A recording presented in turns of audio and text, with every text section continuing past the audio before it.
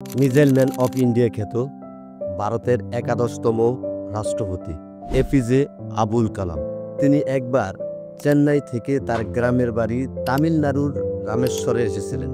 সেখানে এসে তিনি লক্ষ্য করলেন গ্রামের হতদরিদ্র শ্রেণীর কিছু মানুষ তাদের কষ্টে অর্জিত সামান্য টাকা থেকে একটি বড় অংশ সিগারেট কিনে খরচ করছেন।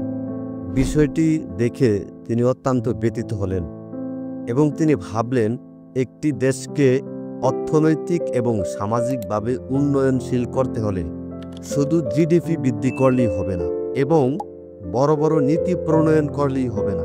একটি দেশকে প্রকৃতপক্ষে উন্নয়ন করতে হলে সর্বপ্রথম ওই দেশের জনসাধারণকে, হতদরিদ্র শ্রেণীর মানুষকে সামাজিক আচরণ এবং অর্থনৈতিক অবমূল্যায়ন, অর্থকে কিভাবে কাজে লাগানো যায় এবং অর্থের ব্যাপারে সচেতনতা বৃদ্ধি করতে হবে।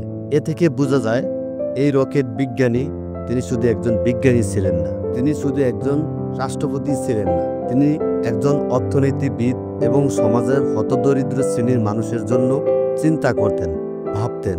এই ঘটনাটি তার জীবনী উইংস অফ ফায়ার বই থেকে সংগ্রহ করেছি। চাইলে আপনারাও পড়ে দেখতে পারেন।